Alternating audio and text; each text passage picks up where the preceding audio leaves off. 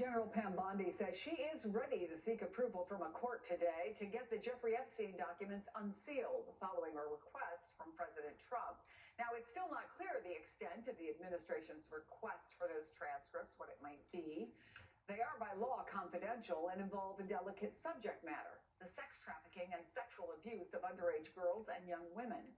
But it all comes as the president faces mounting pressure, now threatening to sue the Wall Street Journal over a report that alleges he wrote a bawdy birthday message to Epstein in 2003 that included a drawing of a naked woman. That was according to documents reviewed by the Journal. The president vehemently denies that reporting. Joining us now, former Manhattan Assistant DA Catherine Christian, former federal prosecutor, Georgetown School of Law professor Paul Butler. They are both MSNBC legal analysts, and MSNBC legal correspondent Lisa Rubin. So Lisa, what is the latest we know about a request, a timeline? What's happening here? My understanding, Chris, is that the president has not only authorized but directed the Attorney General Pam Bondi to make a request to the federal district court here in Manhattan for the release of grand jury testimony. The reason he has directed her to do that, and she has accepted, by the way, that request, is because under the existing framework for grand jury materials in federal courts, the Attorney General can't do that on her own. They can only be released in certain circumstances, and statutorily, none of those circumstances are met by the present situation. That means they'll need a federal judge to sign off.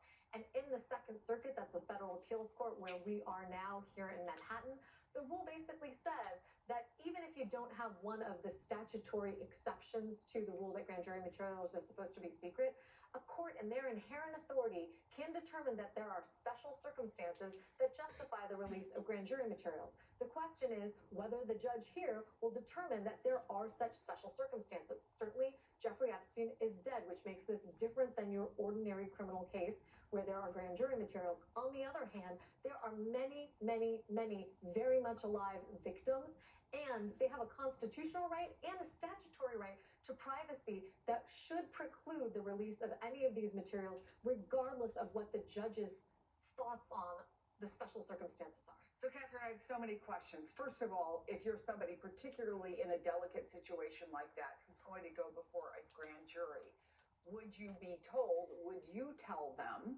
as the lawyer, this is going to be private, this is sealed because it is a grand jury process, number one.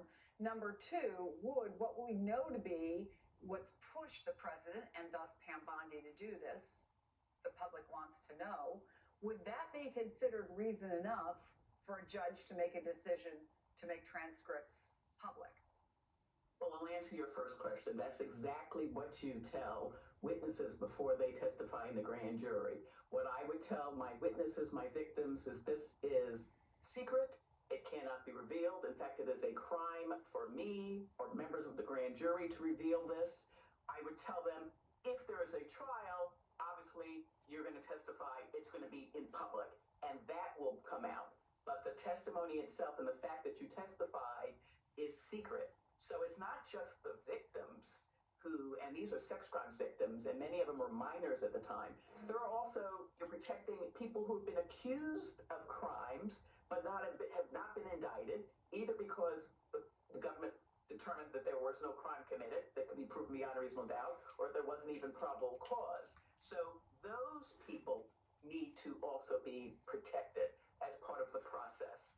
And in this case, I should also say grand jury testimony is just a smidgen of evidence that is in a prosecutor's case. In this case, you may recall when it was going to trial before Mr. Epstein died, the prosecutors revealed that there were almost 1 million pages of documents in this case. Now, we don't know how many of those documents were part of received as pursuant to a grand jury subpoena, which means that they are also secret. So yes, is this a special and exceptional circumstance that MAGA and maybe some Democrats are upset and they want to see it? I don't think so, but a judge may disagree. So tell us, Paul, how this would work. So if Pam Bondi goes and she makes this request, I presume the other side, maybe it's a lawyer for one or more of the witnesses, can oppose it. Can they ask for depositions? Could this open up a whole other can of worms? What happens? How does this process unfold? So the judge has to weigh the secrecy and privacy interests of witnesses who appear before the grand jury against any public interest in revealing the information that the grand jury heard. Chris, as a federal prosecutor, I made hundreds of appearances before grand juries all over the United States.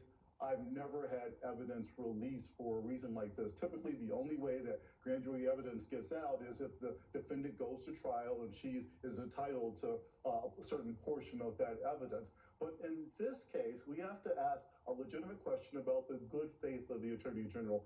As Catherine mentioned, right now she controls millions of pages of evidence, in this case, documents, that she could release without going to a judge. She could release it on her own accord. Think of the wiretap of Ghislaine Maxwell's phone. Think of the visitor's log to Jeffrey Epstein's private island. Think of FBI witness reports.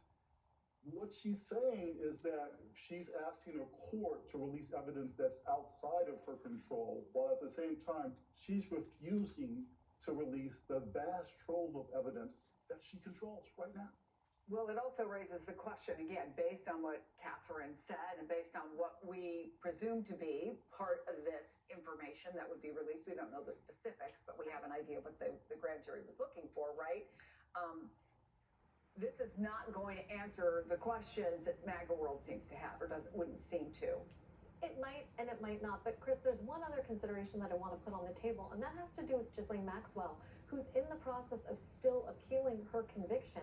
And her rights here matter too, and they should matter to the Attorney General. Before the Supreme Court, right? At Correct. This point? She was convicted. She was sentenced to 20 years in prison. That sentence has been upheld by the Second Circuit, and now she is appealing to the Supreme Court. But in the event that her conviction, for example, is reversed and she gets a new trial, the public release of all of these materials could compromise her right to a fair trial. It could taint the jury pool. It could be severely prejudicial to her as a defendant.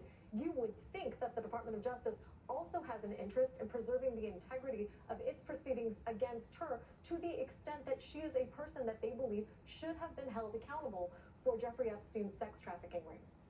And then you have the little additional piece of information, Lisa, which is that a key lawyer in the Maxwell case, Jim Comey's daughter, was fired. Yes, and that is a mystery to me, and I'll tell you why.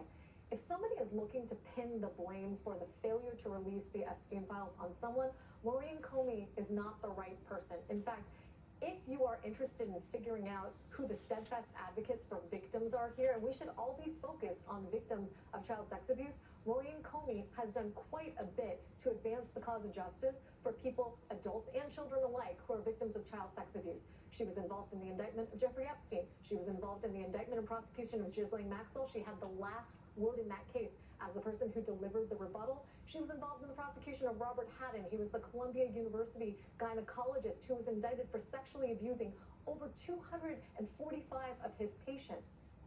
That's not a person who isn't putting victims' interests first. Now, has Maureen Comey submitted affidavits in cases saying this party or that party shouldn't have access to Epstein-related files because of the privacy interests of victims, because of ongoing law enforcement investigations, including the Maxwell case and how it might turn out? Absolutely, but she's not the right person to blame here. And if that's the reason for her firing, and again, the letter given to her cites no reason other than Article 2 of the Constitution, that's a really misguided political distraction, not a warranted disciplinary action.